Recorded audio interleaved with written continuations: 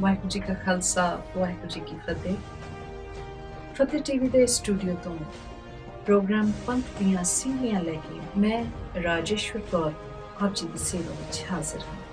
ਇਸ ਪ੍ਰੋਗਰਾਮ ਦੇ ਮਾਧਿਅਮ ਰਾਹੀਂ ਅਸੀਂ ਆਪ ਜੀ ਦੇ ਰੂਬਰੂ ਕਰਦੇ ਹਾਂ ਪੰਥ ਦੀਆਂ ਉਹਨਾਂ ਸਿੰਘਣੀਆਂ ਨੂੰ, ਉਹਨਾਂ ਬੀਬੀਆਂ ਨੂੰ ਜੋ ਨਿਸ਼ਕਾਮ ਬੜਿਆ ਹੀ ਉਦਮ ਤੇ ਉਪਰਾਲਾ ਕਰ ਰਹੀਆਂ ਹਨ ਤੇ ਪੰਥ ਪ੍ਰਤੀ ਆਪਣੀਆਂ ਸੇਵਾਵਾਂ ਵੱਖੋ-ਵੱਖ ਕਿਰਦਾਰਾਂ ਵਿੱਚ, ਵੱਖੋ-ਵੱਖ ਯੂਨਿਟਸ ਵਿੱਚ ਤੇ ਵੱਖ-ਵੱਖ ਤਰੀਕੇ ਨਾਲ ਇਹ ਸੇਵਾਵਾਂ ਨੂੰ ਇੱਕ ਅਮਲੀ ਰੂਪ ਦੇ ਰਹੀਆਂ ਨੇ।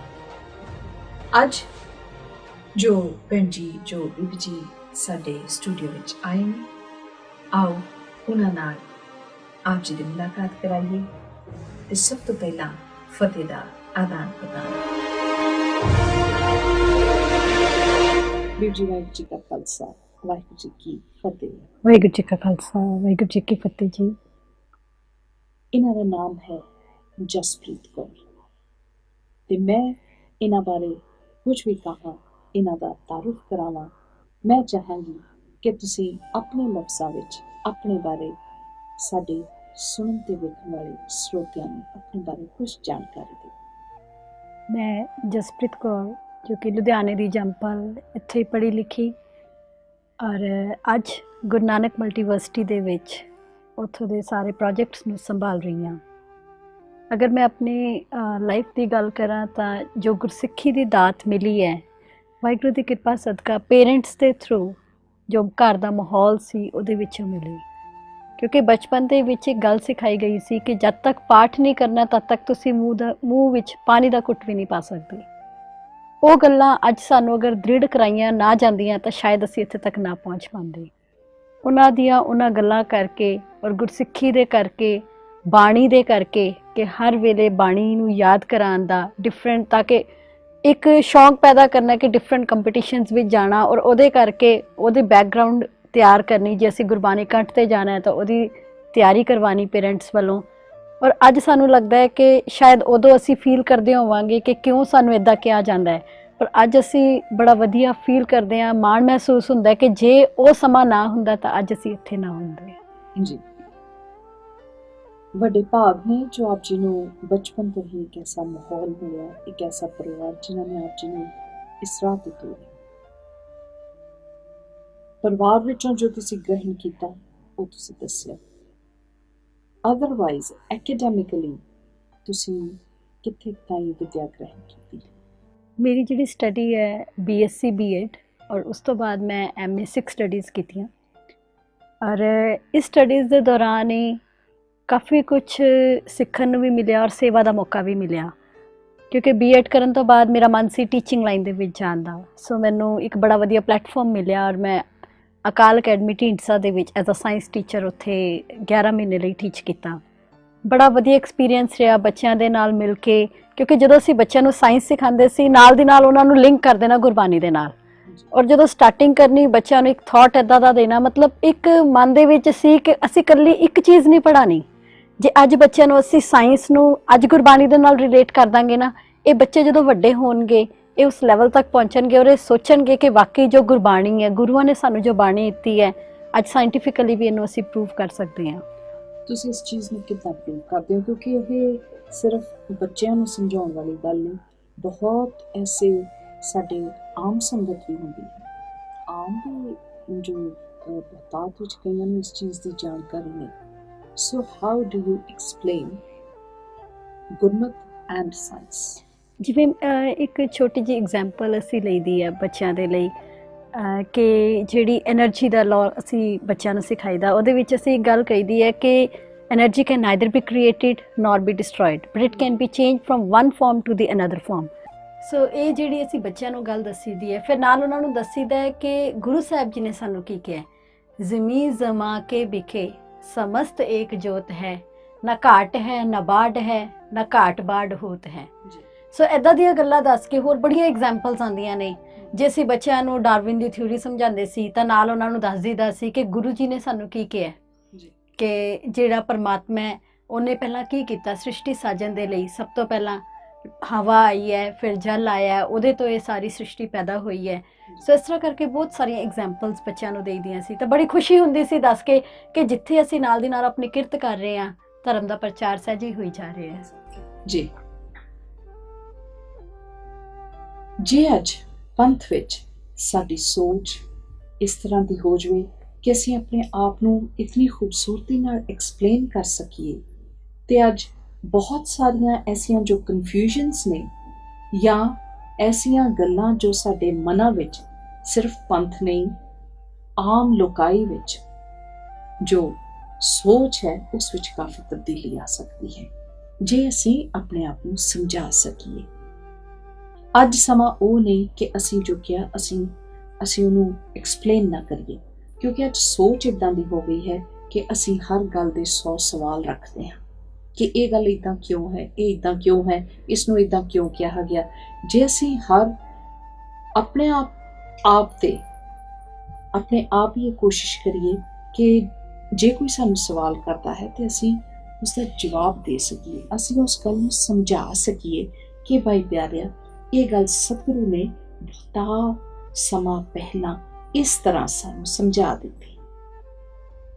ਇਸ ਲਈ ਜਿਸ ਤਰ੍ਹਾਂ ਭੈਣ ਜੀ ਜਸਪ੍ਰੀਤ ਕੌਰ ਜੀ ਨੇ ਦੱਸਿਆ ਕਿ ਸਾਇੰਸ ਔਰ ਗੁਰਮਤਿ ਦੇ ਗੋ ਟੁਗੇਦਰ, ਕਿਉਂਕਿ ਸਤਿਗੁਰੂ ਦੇ ਬਚਨ ਇਹਨਾਂ ਸਾਇੰਸਿਸ ਤੋਂ ਬਹੁਤ ਪਹਿਲਾਂ ਦੇ ਨੇ।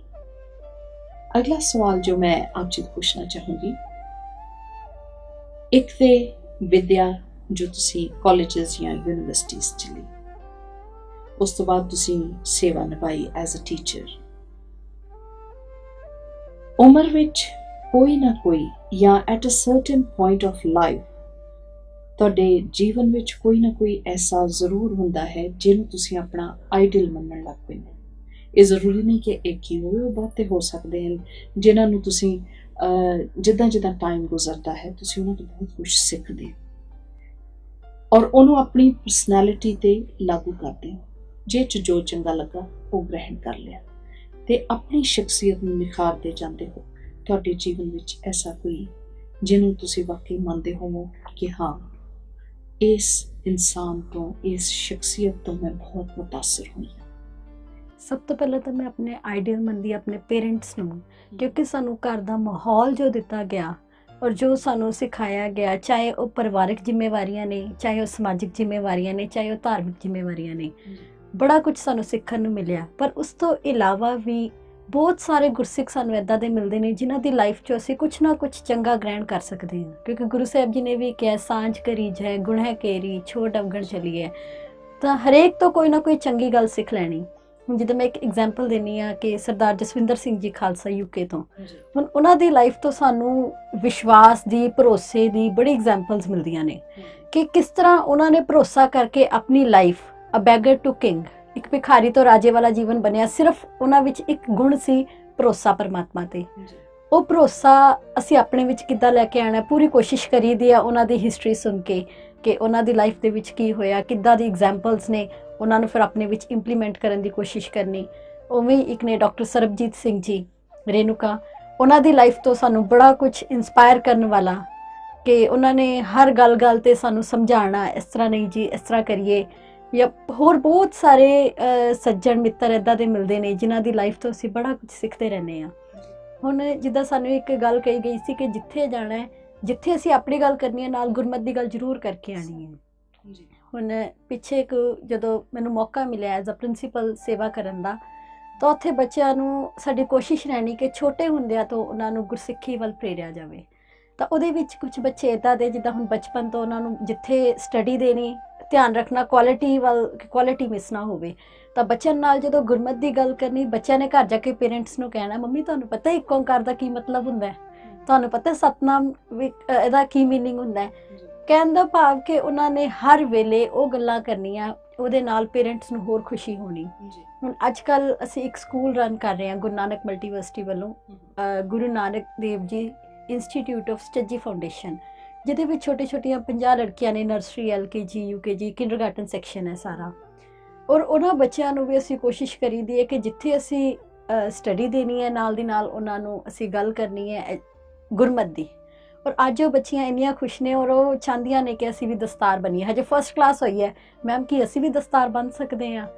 ਕਹਿਣ ਦਾ ਭਾਵ ਹੈ ਕਿ ਜਿੱਥੇ ਅਸੀਂ ਗੱਲ ਕਰੀਏ ਨਾ ਸਮਾਜਿਕ ਦੀ, ਜਿੱਥੇ ਅਸੀਂ ਹਰ ਉੱਥੇ ਗੁਰਮਤ ਦੀ ਗੱਲ ਜਿੱਥੇ ਆ ਗਈ, ਉਹ ਬੱਚਾ ਅਗਰ ਉਹਨੂੰ ਨੀਂਹ ਦੇ ਵਿੱਚ ਭਰ ਦਿੱਤੀ ਜਾਏਗੀ, ਉਹ ਬੱਚਾ ਕਦੀ ਵੀ ਇੱਧਰ ਉੱਧਰ ਨਹੀਂ ਜਾਏਗਾ ਜੀ। ਸੋ ਇਹ ਚੀਜ਼ਾਂ ਸਾਨੂੰ ਸਾਡੇ ਆਈਡੀਅਲਸ ਤੋਂ ਸਿੱਖਣ ਨੂੰ ਮਿਲੀਆਂ, ਔਰ ਕੋਸ਼ਿਸ਼ ਕਰੀਦੀ ਇਹਨਾਂ ਨੂੰ ਜ਼ਰੂਰ ਆਪਣੀ ਲਾਈਫ ਦੇ ਵਿੱਚ ਇੰਪਲੀਮੈਂਟ ਕਰੀਏ ਔਰ ਇਹਨਾਂ ਰਾਹਾਂ ਤੇ ਚੱਲੀਏ। ਸੋ ਇਸ ਲਈ ਅਧਿਆਪਕ ਸਿਰਫ ਉਹ ਵੀ ਨਹੀਂ ਜੋ ਬੱਚਿਆਂ ਨੂੰ ਸਕੂਲਾਂ ਵਿੱਚ ਔਰ ਕਾਲਜਾਂ ਵਿੱਚ ਮਿਲਦੇ ਨੇ। ਮਾਤਾ ਪਿਤਾ ਸਾਡੇ ਸਭ ਤੋਂ ਪਹਿਲੇ ਅਧਿਆਪਕ ਨੇ, ਤੇ ਖਾਲਸਾ ਪੰਥ ਦੇ ਜੋ ਅਧਿਆਪਕ ਨੇ ਜਿਨ੍ਹਾਂ ਤੋਂ ਅਸੀਂ ਸਿੱਖਣਾ ਹੈ, ਉਹ ਨੇ ਧੰਨ ਸਾਹਿਬ ਸ਼੍ਰੀ ਗੁਰੂ ਗ੍ਰੰਥ ਸਾਹਿਬ ਜੀ ਮਹਾਰਾਜ। ਮਾਤਾ ਪਿਤਾ ਨੇ ਉਹਨਾਂ ਤੋਂ ਸਿੱਖਿਆ ਹੋਵੇ ਤੇ ਅਗਾਂਹ ਉਹ ਆਪਣੇ ਬੱਚਿਆਂ ਨੂੰ ਇਹ ਸਿੱਖਿਆ ਦੇ ਸਕਣ, ਇਹ ਬਹੁਤ ਲਾਜ਼ਮੀ ਹੈ। ਔਰ ਇਸ ਵਿੱਚ ਇੱਕ ਮਾਂ, ਮੇਰੀਆਂ ਭੈਣਾਂ, ਬੀਬੀਆਂ, ਸਿੰਘਣੀਆਂ, ਇਹਨਾਂ ਦਾ ਜੋ ਰੋਲ ਹੈ ਉਹ ਬਹੁਤ ਵੱਡਾ ਹੈ। ਇਹਨਾਂ ਨੀਹਾਂ ਵਿੱਚ ਕੀ ਭਰਨਾ ਹੈ, ਇਹਨਾਂ ਨੂੰ ਮਜ਼ਬੂਤ ਕਿਵੇਂ ਬਣਾਉਣਾ ਹੈ ਤਾਂ ਜੋ ਇਹ ਸਦਾ ਅਡੋਲ ਰਹੇ, ਇਹਨਾਂ ਦੇ ਅੰਦਰ ਵਿਸ਼ਵਾਸ ਦ੍ਰਿੜ ਹੋਵੇ। ਉਹ ਸਭ ਪਦਾਰਥਾਂ ਨੂੰ ਤਿਆਰ ਕਰਕੇ ਇਹਨਾਂ ਨੂੰ ਇੱਕ ਰੂਪ ਦੇਣ ਵਾਲੀ ਇੱਕ ਮਾਂ ਹੈ। ਇਸ ਲਈ ਪੰਥ ਦੀਆਂ ਸਿੰਘਣੀਆਂ ਨੂੰ ਬਹੁਤ ਹੀ ਵਿਚਾਰ ਕਰਨਾ ਚਾਹੀਦਾ ਹੈ ਕਿ ਅੱਜ ਅਸੀਂ ਆਪਣੇ ਬੱਚਿਆਂ ਦੇ ਫਿਊਚਰ ਲਈ ਉਹਨਾਂ ਦਾ ਕਿਰਦਾਰ ਜੋ ਅਸੀਂ ਘੜ ਰਹੇ ਹਾਂ, ਉਸ ਲਈ ਅਸੀਂ ਉਹਨਾਂ ਨੂੰ ਕੀ ਸਿੱਖਿਆਵਾਂ ਦੇਈਏ। ਮੈਂ ਆਪ ਜੀ ਤੋਂ ਪੁੱਛਣਾ ਚਾਹਾਂਗੀ ਕਿ ਆਪ ਜੀ ਗ੍ਰਸਤੀ ਹੋ, ਇੱਕ ਤੇ ਸਾਨੂੰ ਇਹ ਦੱਸੋ ਕਿ ਸਮੇਂ ਦੀ ਜੋ ਵੰਡ ਹੈ, ਜਿਵੇਂ ਆਪ ਜੀ ਨੇ ਦੱਸਿਆ ਕਿ ਤੁਸੀਂ ਪ੍ਰਿੰਸੀਪਲ ਹੋ,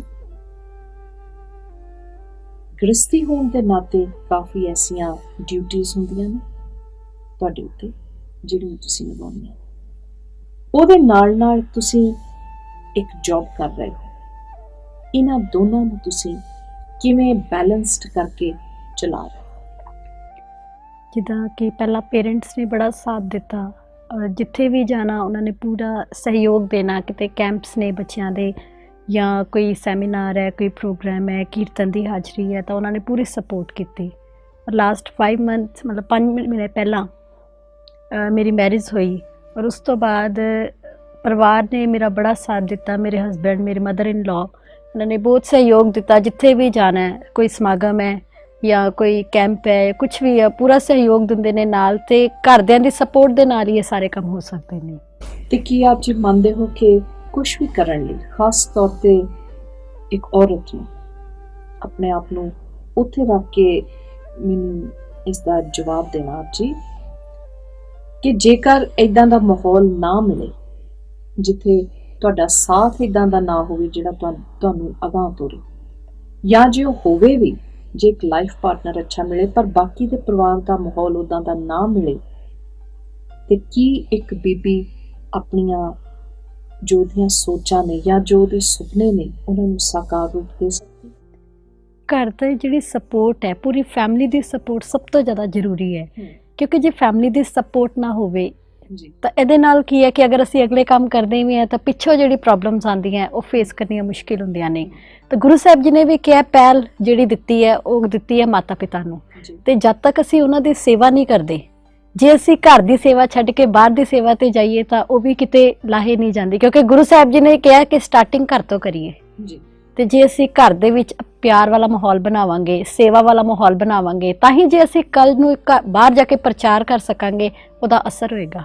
ਕਈ ਵਾਰੀ ਸੋਚ 'ਚ ਬੜਾ ਫਰਕ ਹੁੰਦਾ। ਹਾਂਜੀ, ਕਿ ਕੋਈ ਮੇਰੀ ਬੀਬੀ ਜਾਂ ਭੈਣ ਕੁਛ ਕਰਨਾ ਚਾਹੁੰਦੀ ਹੈ ਜਾਂ ਵਿਆਹ ਤੋਂ ਪਹਿਲਾਂ ਕਰਦੀ ਹੋਵੇ, ਉਸਦੀ ਸੋਚ ਵੱਖਰੀ ਹੋਵੇ, ਪਰ ਉਸਨੂੰ ਅਗਾਂਹ ਇਦਾਂ ਦਾ ਪਰਿਵਾਰ ਨਾ ਮਿਲੇ ਜਿਹੜਾ ਉਹਨਾਂ ਦੇ ਬਰਾਬਰ ਨਾ ਚੱਲਣਾ ਚਾਹੁੰਦਾ ਹੋਵੇ, ਜਾਂ ਜੇ ਉਹ ਨਾ ਚਾਹੁੰਦਾ ਹੋਵੇ ਕਿ ਹੁਣ ਤੁਸੀਂ ਉਹ ਕਾਰਜ ਕਰੋ, ਭਾਵੇਂ ਉਹ ਕੀਰਤਨ ਦੀ ਸੇਵਾ ਹੈ, ਭਾਵੇਂ ਉਹ ਕਿਸੇ ਵੀ ਤਰ੍ਹਾਂ ਦੀ ਆਫਿਸ ਦੀ ਜੌਬ ਹੈ, ਜਾਂ ਤੁਸੀਂ ਕੋਈ ਵੀ ਐਸਾ ਕਾਰਜ ਕਰਦੇ ਹੋ ਜਿਹਦੇ 'ਚ ਉਹਨਾਂ ਦੀ ਖੁਸ਼ੀ ਨਾ ਹੋਵੇ, ਤੇ ਫਿਰ ਤੁਸੀਂ ਕੀ ਸੋਚਦੇ ਹੋ ਉਹਨਾਂ ਬੀਬੀਆਂ ਔਰ ਭੈਣਾਂ ਨੂੰ? ਮੈਂ ਇਹ ਸਵਾਲ ਆਪ ਜੀ ਤੋਂ ਇਸ ਲਈ ਪੁੱਛਿਆ ਕਿਉਂਕਿ ਬਹੁਤਾਤ ਵਿੱਚ ਐਸੀਆਂ ਮੇਰੀਆਂ ਭੈਣਾਂ ਘਰਾਂ ਵਿੱਚ ਇਸ ਲਈ ਬੈਠੀਆਂ ਨੇ ਕਿਉਂਕਿ ਉਹਨਾਂ ਨੂੰ ਸਹੀ ਮਾਹੌਲ ਨਹੀਂ ਮਿਲ ਰਿਹਾ, ਤੇ ਫਿਰ ਉਹ ਕੀ ਕਰਨ? ਇਹਦੇ ਵਾਸਤੇ ਸਭ ਤੋਂ ਵੱਡੀ ਗੱਲ ਹੈ ਅਰਦਾਸ। ਪਰਮਾਤਮਾ ਅੱਗੇ ਅਰਦਾਸ ਕੀਤੀ ਜਾਵੇ ਤਾਂ ਕੁਝ ਵੀ ਹੋ ਸਕਦਾ ਹੈ। ਸਾਰਿਆਂ ਦੀ ਸੋਚ ਚੇਂਜ ਹੋ ਸਕਦੀ ਹੈ, ਕੁਝ ਵੀ ਹੋ ਸਕਦਾ ਹੈ, ਪਰ ਸਭ ਤੋਂ ਪਹਿਲੀ ਗੱਲ ਹੈ ਜੇ ਅਸੀਂ ਘਰ ਦੇ ਵਿੱਚ ਉਹ ਮਾਹੌਲ ਬਣਾ ਕੇ ਰੱਖਾਂਗੇ ਤਾਂ ਜ਼ਰੂਰ ਉਹਨਾਂ ਦੀ ਸੋਚ ਚੇਂਜ ਹੋਏਗੀ ਤੇ ਅਸੀਂ ਅੱਗੇ ਚੱਲ ਸਕਾਂਗੇ। ਬਜਾਏ ਕਿ ਉਹਨਾਂ ਦਾ ਅਪੋਜ਼ ਕਰਨ ਦੇ ਅਸੀਂ ਉਹਨਾਂ ਦੇ ਨਾਲ ਮਿਲ ਕੇ ਸੇਵਾ ਕਰੀਏ ਤਾਂ ਮੇਰੇ ਖਿਆਲ ਜ਼ਿਆਦਾ ਬੈਟਰ ਹੋ ਸਕਦਾ ਹੈ। ਜੀ ਤੁਸੀਂ ਦੱਸਿਆ ਕਿ ਤੁਹਾਡੀ ਸ਼ਾਦੀ ਕੁਝ ਸਮਾਂ ਪਹਿਲਾਂ ਹੋਈ ਹੈ। ਇੱਕ ਅੱਛਾ ਜੀਵਨ ਸਾਥੀ ਦੇਖਣ ਲਈ ਕਿੱਦਾਂ ਦੀ ਸੋਚ ਹੋਣੀ ਚਾਹੀਦੀ ਹੈ ਅੱਜ ਦੀ ਇੱਕ ਕੌਰ ਦੀ, ਅੱਜ ਦੀ ਇੱਕ ਬੀਬੀ ਦੀ, ਜਾਂ ਇੱਕ ਭੈਣ ਦੀ, ਜਾਂ ਇੱਕ ਸਿੰਘਣੀ ਦੀ? ਜੋ ਮੇਰਾ ਪਰਸਨਲ ਵਿਊ ਹੈ ਉਹ ਇਹ ਮੇਰਾ ਜੋ ਮੰਨਣਾ ਇਹ ਹੈਗਾ ਕਿ ਅੱਜ ਜਿਹੜੇ ਵਿਆਹ ਹੁੰਦੇ ਨੇ ਨਾ ਉਹ ਦੋ ਚੀਜ਼ਾਂ ਦੇਖ ਕੇ ਹੁੰਦੇ ਨੇ, ਚਮੜੀ ਤੇ ਦਮੜੀ। ਤੇ ਜਿਹੜੀ ਚਮੜੀ ਹੈ ਉਹ ਦੇਖ ਦੇਖ ਬੰਦਾ ਥੱਕ ਜਾਂਦਾ ਹੈ ਤੇ ਜਿਹੜੀ ਦਮੜੀ ਉਹ ਖਤਮ ਹੋ ਜਾਂਦੀ ਹੈ। ਤੇ ਜਦੋਂ ਅਸੀਂ ਇਹ ਦੋਨੋਂ ਚੀਜ਼ਾਂ ਨੂੰ ਛੱਡ ਕੇ ਗੁਣਾਂ ਵੱਲ ਧਿਆਨ ਦੇਵਾਂਗੇ, ਕਿਉਂਕਿ ਗੁਣ ਇੱਦਾਂ ਦੀ ਚੀਜ਼ ਹੈ ਜਿਹੜੀ ਵੱਧਦੀ ਹੈ, ਘਟਣੀ ਨਹੀਂ। ਵਿਦਿਆ ਦੀ ਅਗਰ ਆਪਾਂ ਗੱਲ ਕਰੀਏ, ਇੱਦਾਂ ਦੀ ਚੀਜ਼ ਹੈ ਕੋਈ ਚੁਰਾ ਨਹੀਂ ਸਕਦਾ, ਕੋਈ ਲੈ ਕੇ ਨਹੀਂ ਜਾ ਸਕਦਾ। ਇਸੇ ਤਰ੍ਹਾਂ ਗੁਣ, ਹੁਨਰ ਇੱਕ ਇੱਦਾਂ ਦੀ ਚੀਜ਼ ਹੈ ਜਿਹੜੀ ਕੋਈ ਚੋਰੀ ਨਹੀਂ ਕਰ ਸਕਦਾ। ਸੋ ਜਿਸ ਦਿਨ ਅਸੀਂ ਚਮੜੀ ਤੇ ਦਮੜੀ ਤੋਂ ਉੱਪਰ ਉੱਠ ਕੇ ਗੱਲ ਕਰਾਂਗੇ ਤਾਂ ਉਹਦੇ ਵਿੱਚ ਨਾ ਮਿਸਅੰਡਰਸਟੈਂਡਿੰਗਸ ਹੋਣਗੀਆਂ, ਨਾ ਕੋਈ ਪ੍ਰੋਬਲਮਸ ਆਉਣਗੀਆਂ, ਤਾਂ ਉਹਦੇ ਵਿੱਚ ਹਮੇਸ਼ਾ ਚੜ੍ਹਦੀ ਕਲਾ ਹੋਏਗੀ। ਇਹ ਬਹੁਤ ਹੀ ਖੂਬਸੂਰਤ ਤੇ ਬੜੇ ਕੀਮਤੀ ਵਿਚਾਰ ਜੋ ਆਪ ਜੀ ਤੱਕ ਪਹੁੰਚ ਰਹੇ ਨੇ, ਇਹ ਹਨ ਬੀਬੀ ਜਸਪ੍ਰੀਤ ਕੌਰ ਜੀ ਦੇ, ਜੋ ਕਿ ਇਸ ਵੇਲੇ ਪ੍ਰਿੰਸੀਪਲ ਨੇ। ਤੇ ਹੁਣ ਮੈਂ ਚਾਹਾਂਗੀ ਕਿ ਜੋ ਕਾਰਜ ਤੁਸੀਂ ਐਜ਼ ਬੀਇੰਗ ਅ ਪ੍ਰਿੰਸੀਪਲ, ਉਹ ਤੋਂ ਇਲਾਵਾ ਤੁਸੀਂ ਹੋਰ ਕੀ ਕਾਰਜ ਨੇ ਜੋ ਤੁਸੀਂ ਪੰਥ ਪ੍ਰਤੀ ਤੁਹਾਡੀਆਂ ਸੇਵਾਵਾਂ ਨੇ, ਕੀ ਕਰ ਰਹੇ ਹੋ? ਅੱਜ ਕੱਲ੍ਹ ਮੇਰੀ ਜਿਹੜੀ ਸੇਵਾ ਲੱਗੀ ਹੋਈ ਹੈ ਗੁਰੂ ਨਾਨਕ ਮਲਟੀਵਰਸਿਟੀ ਦੇ ਵਿੱਚ, ਕਿਉਂਕਿ ਉੱਥੇ ਬਹੁਤ ਸਾਰੇ ਪ੍ਰੋਜੈਕਟਸ ਚੱਲ ਰਹੇ ਨੇ। ਸਭ ਤੋਂ ਪਹਿਲਾ ਪ੍ਰੋਜੈਕਟ ਚੱਲ ਰਿਹਾ ਸਹਿਜ ਪਾਠ ਸੇਵਾ ਦਾ, ਜਿਹਦੇ ਵਿੱਚ ਸਾਡੀ ਕਾਫੀ ਵੱਡੀ ਟੀਮ ਹੈ, 60-70 ਬੰਦਿਆਂ ਦੀ ਟੀਮ ਹੈ, ਔਰ ਅਲੱਗ-ਅਲੱਗ ਸਕੂਲਾਂ ਕਾਲਜਾਂ ਦੇ ਵਿੱਚ ਜਾ ਕੇ ਸਹਿਜ ਪਾਠ ਦਾ ਪ੍ਰਚਾਰ ਕਰੀਦਾ ਹੈ, ਬੱਚਿਆਂ ਨੂੰ ਇਸ ਪਾਸੇ ਜੋੜੀਦਾ ਹੈ। ਕਿਉਂਕਿ ਅਸੀਂ ਦੇਖਿਆ ਕਿ ਸਹਿਜ ਪਾਠ ਦੀ ਲਹਿਰ ਜਿਹੜੀ ਕਿ 2004 ਦੇ ਵਿੱਚ ਸ਼ੁਰੂ ਹੋਈ ਸੀ, ਗੁਰੂ ਗ੍ਰੰਥ ਸਾਹਿਬ ਜੀ ਦੇ ਗੁਰਪੁਰਬ ਦੇ ਰਿਲੇਟਿਡ, ਇਹ ਲਹਿਰ ਉਦੋਂ ਦੀ ਸ਼ੁਰੂ ਹੋਈ ਔਰ ਅੱਜ ਤੱਕ ਚੱਲ ਰਹੀ ਹੈ। ਔਰ ਉਹਦਾ ਰੀਜ਼ਨ ਕੀ ਸੀ? ਪਹਿਲਾਂ ਇਹ ਲਹਿਰ ਕੇਵਲ 1 ਸਾਲ ਲਈ ਚਲਾਈ ਗਈ ਸੀ ਔਰ ਅਸੀਂ ਉਦੋਂ ਸਟੂਡੈਂਟ ਹੁੰਦੇ ਸੀ, ਇਸ ਲਹਿਰ ਦੇ ਵਿੱਚ ਅਸੀਂ ਪਾਰਟਿਸਿਪੇਟ ਕੀਤਾ ਸੀ। ਔਰ ਹੌਲੀ ਹੌਲੀ ਵਾਹਿਗੁਰੂ ਨੇ ਸੇਵਾ ਦਿੱਤੀ, ਅੱਜ ਉਸ ਲੈਵਲ ਤੇ ਆ ਕੇ ਬੱਚਿਆਂ ਨੂੰ ਕੁਝ ਨਾ ਕੁਝ ਦੱਸ ਪਾ ਰਹੇ ਹਾਂ। ਤੇ ਤੁਸੀਂ ਕੀ ਮੈਸੇਜ ਦਿੰਦੇ ਹੋ ਜੇ ਤੁਸੀਂ ਕਹਿੰਦੇ ਹੋ ਕਿ ਸਹਿਜ ਪਾਠ ਦੀ ਸੇਵਾ ਚੱਲ ਰਹੀ ਆ, ਤੇ ਉਹਦੇ ਅੰਤਰਗਤ, ਉਹਦੇ ਅੰਦਰ ਤੁਸੀਂ ਕੀ ਸਿਖਾਉਂਦੇ ਹੋ, ਕੀ ਸਮਝਾਉਂਦੇ ਹੋ?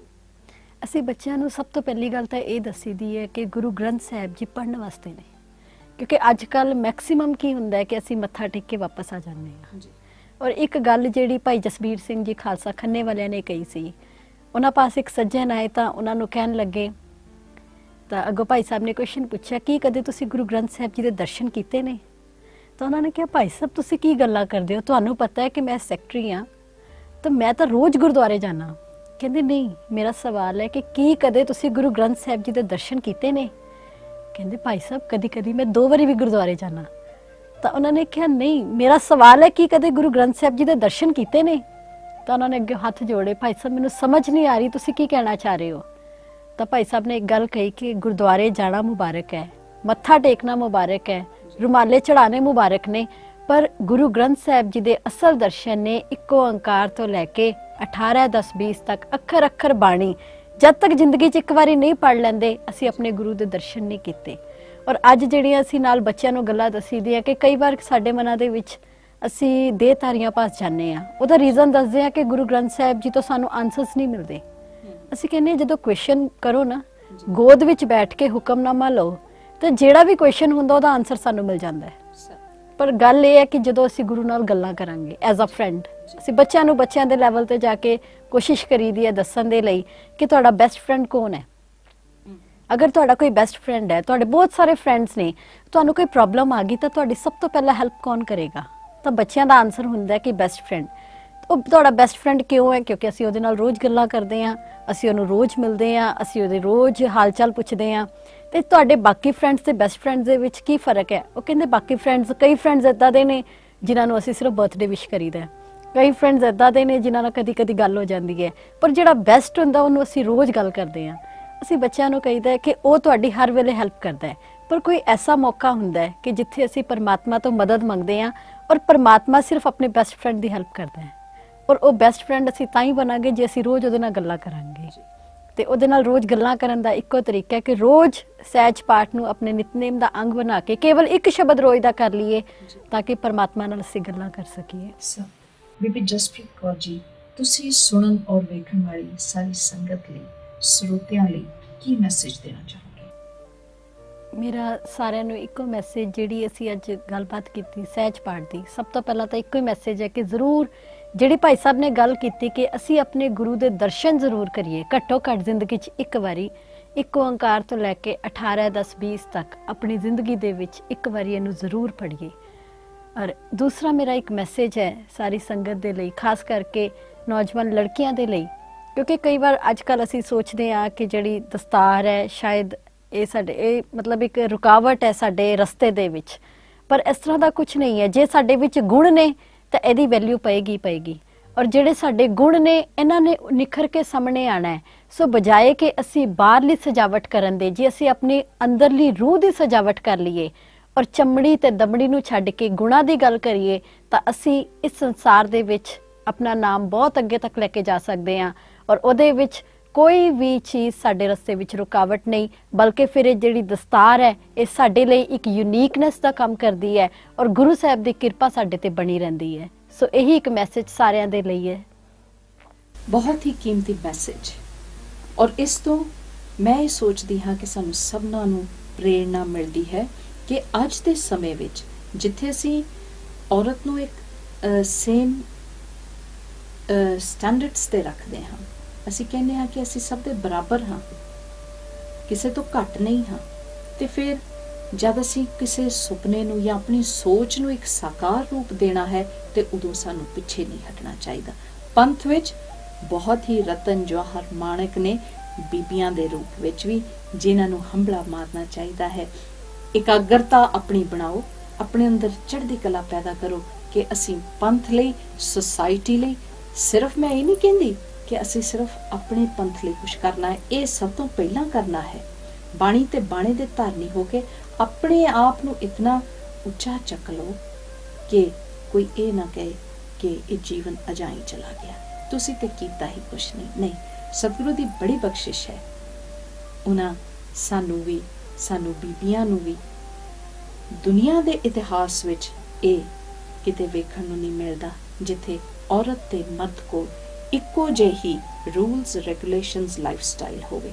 ਇਸ ਲਈ ਕਦੀ ਵੀ ਐਸੀ ਸੋਚ ਨਹੀਂ ਰੱਖਣੀ ਜੋ ਢਹਿੰਦੀ ਕਲਾ ਦੀ ਹੋਵੇ। ਇਹ ਜੋ ਬੀਬੀਆਂ ਆਪ ਜੀ ਦੇ ਦਰਸ਼ਨਾਂ ਲਈ ਆਉਂਦੀਆਂ ਨੇ, ਇਹਨਾਂ ਤੋਂ ਅਸੀਂ ਪ੍ਰੇਰਨਾ ਲੈਣੀ ਹੈ। ਖਾਸ ਮੰਤਵ ਇਸ ਪ੍ਰੋਗਰਾਮ ਦਾ ਇਹੀ ਹੈ ਜਿਸ ਦਾ ਨਾਂ ਹੈ ਪੰਥ ਦੀਆਂ ਸਿੰਘਣੀਆਂ। ਤੇ ਜਸਪ੍ਰੀਤ ਕੌਰ ਜੀ, ਮੈਂ ਸੁਣਿਆ ਹੈ ਕਿ ਤੁਸੀਂ ਸਿਰਫ ਹਿੰਦੁਸਤਾਨ ਵਿੱਚ ਹੀ ਨਹੀਂ, ਹੋਰ ਮੁਲਕਾਂ ਵਿੱਚ ਵੀ ਜਾ ਕੇ ਪ੍ਰਚਾਰ ਕਰਦੇ ਹੋ। ਕੀ ਪ੍ਰਚਾਰ ਕਰਦੇ ਹੋ ਔਰ ਹੁਣ ਤੱਕ ਤੁਸੀਂ ਕਿੱਥੇ ਜਾ ਚੁੱਕੇ ਹੋ? ਅਸੀਂ ਇੰਡੀਆ ਦੇ ਨਾਲ ਜਿੱਦਾਂ UK ਔਰ ਯੂਰਪ ਦੇ ਵਿੱਚ ਵਿਜ਼ਿਟ ਕੀਤਾ ਔਰ ਉੱਥੇ ਅਸੀਂ ਜਿਹੜੀ ਗੱਲਬਾਤ ਕਰੀਦੀ ਹੈ, ਇੱਕ ਤਾਂ ਸਹਿਜ ਪਾਠ ਦੀ, ਦੂਸਰਾ ਆਪਣੇ ਦਸਵੰਧ ਦਾ ਅਸੀਂ ਸਹੀ ਉਪਯੋਗ ਕਰੀਏ। ਔਰ ਅੱਜ ਦੀ ਜਿਹੜੀ ਲੋੜ ਹੈ ਐਜੂਕੇਸ਼ਨ, ਕਿ ਆਪਣਾ ਦਸਵੰਧ ਦਾ ਕੁਝ ਹਿੱਸਾ ਐਜੂਕੇਸ਼ਨ ਤੇ ਲਗਾ ਕੇ ਆਪਣੀ ਕੌਮ ਨੂੰ ਖੜਾ ਕਰੀਏ।